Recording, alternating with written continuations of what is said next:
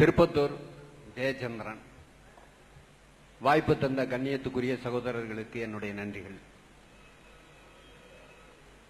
ஒரு சகோதரர் சுன்னத் பற்றி ஒரு சந்தேகம் கேட்டார். அதற்கு உங்களுடைய மார்க்க சிந்தனைகளை நீங்கள் தெளிவுபடுத்தினீர்கள். அப்போது அரங்கம் அமைதியாக இருந்தது. அதே கருத்தை ஒரு இந்து சகோதரர் வலியுறுத்தி சொன்னார். அப்போது ஆரவாரத்தோடு இந்த அரங்கு வரவேற்று, அதிலே மேலே இருந்த இஸ்லாமிய சகோதரர்களாம் பெருமதியாக கைதட்டி வரவேற்றார்கள். இதை உங்கள் நினைவுக்கு கொண்டு வருகிறேன். எங்கள் பகுதிக்கு பெருமை சேர்த்த கவியரசர் கண்ணதாசன் வாழ்ந்த பூமி. இந்துக்களுடைய வேத நூலாக ஏற்றுக்கொண்டிருக்கின்ற பகவத்கீதையை அவர் எளிய தமிழ்படுத்தி அர்த்தமுள்ள இந்து மதம் என்று ஒரு நூலாக்கி தந்தார். இஸ்லாமிய சகோதரர்கள் கூட படித்து மகிழ்ந்தார்கள்.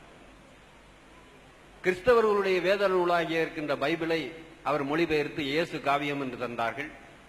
கற்கண்டு கவிதை வரியிலே தந்தார்கள். அதை அனைத்து மதத்தினர்களும் வரவேற்றார்கள், ஆனந்தப்பட்டார்கள்.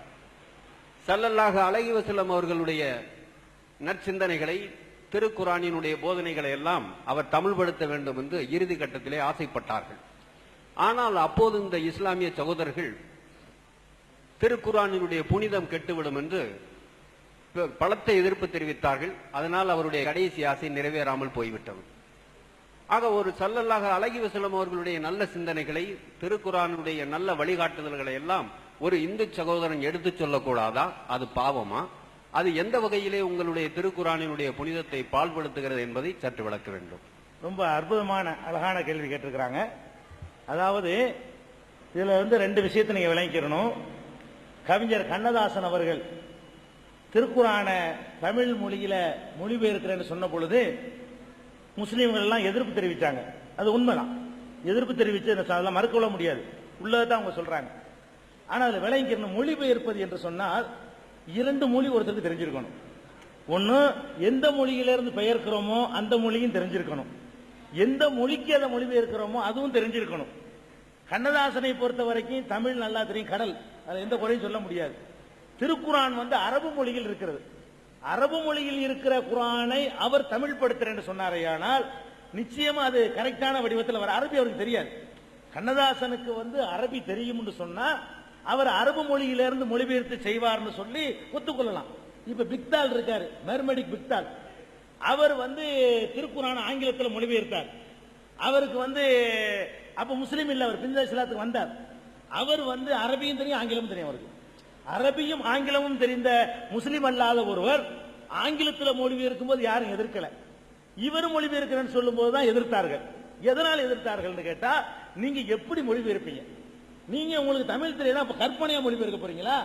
அப்ப கற்பனையாக ஒரு மொழிபெயர்ப்பு வந்துடும் சொன்னா அது ஒழுங்கானதா இருக்காது. இரண்டாவதாக, மொழிபெயர்ப்புல இருந்து மொழிபெயர்த்தாங்கன்னு வைங்க, அதுவும் அதனுடைய ஒரிஜினாலிட்டி இருக்காது. ஒரு தமிழ்ல வந்த மொழிபெயர்ப்பு பார்த்து மொழிபெயர்த்தீங்கன்னு சொன்னா அது இப்ப உதாரணமா எடுத்துக்கிறீங்களேன், ஷேக்ஸ்பியருடைய ஒரு காவியம், அவருடைய காவியத்தை நான் தமிழ்ல மொழிபெயர்த்துறோம். அந்த தமிழ்ல இருந்து ஆங்கிலத்துக்கு மொழிபெயர்த்து பாருங்களேன், அது ஷேக்ஸ்பியரா இருக்காது. ஷேக்ஸ்பியர் ஒரு நூல் எழுதியிருக்காரு இல்லைங்க, நிறைய எழுதியிருக்காரு. அப்புறம் ஷேக்ஸ்பியருடைய அந்த நூலை தமிழாக்கி அந்த தமிழை பார்த்து ஒருத்தர் ஆங்கிலமாக்குறாரு. ரெண்டும் ஒன்னா இருக்கும் தெரியுங்களா? சம்பந்தமே இருக்காது. இது ஒரு புது நூலா இருக்குமே தவிர ஷேக்ஸ்பியருக்கு சம்பந்தம் இருக்காது. மொழிபெயர்ப்பு என்பது ஒரு ஸ்டேஜ் தாண்டிடக்கூடாது. ஒரு ஸ்டேஜ் தாண்டி அதுல இருந்து மொழிபெயர்த்து போனாங்கன்னு சொன்னா அதுல பாரதூரமான பல மோசமான விளைவுகள் ஏற்பட்டு போயிடும்.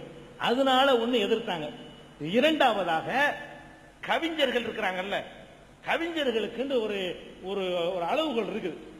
அவர்கள் என்ன செய்வாங்கன்னு கேட்டா, கடுகை மலையா பார்ப்பாங்க.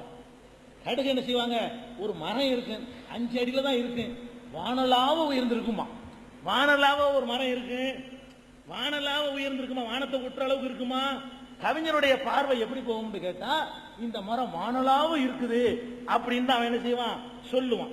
இப்படியாக எந்த ஒன்றை வர்ணிக்கிறதா, ஒரு அழக வர்ணிக்கிறதா இருந்தாலும் சரி, ஒரு பொம்பளுடைய பல்ல வர்ணிப்பான். எப்படி வர்ணிப்பான், அந்த ஆலங்கட்டி மழை பெய்யுத அந்த மாதிரி அப்படி இருக்குமா பல்லு? அப்படியா பல்லு இருக்கு மனுஷன் பல்லு? இல்ல, வர்ணிக்கும் போது விட்டு அடிக்கிறது தான்.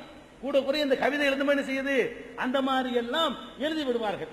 அப்ப இல்லாத ஒண்ணு, அதாவது இடையா, அது இடையா இல்லாத போல் இருக்குது பாரு, இடை இருக்குது பாருங்களேன், இடை சின்னதா இருக்கணுமா. அதுக்கு இவர் என்ன சொல்லுவாருன்னா, இடையே இல்லாத மாதிரி இருக்குது அப்படின்னு சொல்லுவாரு. இது கவிஞர்களுடைய வேலை என்னன்னு கேட்டா கொஞ்சம் கூட குறைய சேர்த்து சொல்றது. இது மற்ற இலக்கியங்களுக்கு சரியாகலாம், வரிக்கு வரி பின்பற்றக்கூடிய நூலுக்கு சரியா வராது. ஒரு மருத்துவ நூலை கவிஞன் கொடுத்தா நாசமாக்கிடுவான். ஊசி போடணும்னா ஊசி போடணும்னு எழுதணுமே தவிர அவன் வேற வியாக்கியானம் கொடுத்து எழுதினான்னு வைங்க, அதுக்கு அர்த்தமே வேறையா போயிடும். ஒரு சட்ட நூலை எடுத்து கண்ணாசத்தை கொடுக்க முடியுமா? இந்தியாவுடைய அரசியல் சாசனத்தை இவர் எழுத சொன்னா அவர் என்ன பண்ணுவாரு? ஒரு கொலை செஞ்சிருப்பான், தலைகளாக உருட்டினார் பாரு இவர். இவர் இலக்கியத்தில் அப்படிதான் சொல்ல முடியும். ஒரு தலையை எப்படி சொல்லணும்? தொழிலே கொலைன்றார். இவர் இலக்கிய பாஷையில சொல்றதா இருந்தா ஒரு கொலை செஞ்சிருப்பான், கவிஞன் எப்படி பார்ப்பான்?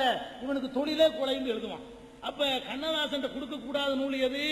அரசியல் சட்ட புத்தகத்தை கொடுத்துடக்கூடாது, ஒரு விஞ்ஞான கம்ப்யூட்டர் புத்தகத்தை கொடுத்துடக்கூடாது, ஒரு விஞ்ஞான புத்தகத்தை அவர்கிட்ட கொடுத்துடக்கூடாது. கதையை கொடுத்துக்கலாம், காவியத்தை கொடுக்கலாம், அது கொஞ்சம் கூட குறைய இருந்தாலும் பரவாயில்லை, அதுல ஒண்ணும் கிடையாது. மனிதனுக்கு அறிவுரை சொல்லக்கூடிய விஷயங்கள் எழுதுவதற்கு இந்த கற்பனா சக்தியை கலந்துடக்கூடாது. வரிக்கு வரி பின்பற்றணும்னு சொன்னா அதை வரிக்கு வரி அப்படியே கரெக்டான வார்த்தையை போட்டு தான் எழுதணும். கொஞ்சம் கூட இலக்கியம் கலக்கக்கூடாது. இலக்கண சுத்தமா இருக்கணுமே தவிர இலக்கியம் கலந்துச்சு நாசமா போயிடும். அந்த அடிப்படையிலையும் கண்ணதாசன் அவர்கள் அதை எழுதுனா அந்த ஒரிஜினாலிட்டி கிடைக்காது. இயேசு காவியம் எழுதினாரு, இயேசுவுக்கு ஓகே. நபிகள் நாயகத்தை பத்தி அவர் எழுதினார்னு சொன்னா கடவுளை ஆக்கக்கூடாதுன்னு இஸ்லாம் சொல்லுது, அவர் கடவுள் ஆக்கியிருப்பார். நபிகள் நாயகத்தை புகழ்றேங்கிற பேர்ல அவர் மாதிரி என்ன அவர் காலில் கூட விழலாம்னு கூட எழுதிப்பார். ஆனா இஸ்லாம் அதை தடுக்குது. இப்ப நபிகள் நாயகத்தை ஒரு லிமிட்ல வச்சுதான் நாங்க புகழணும்.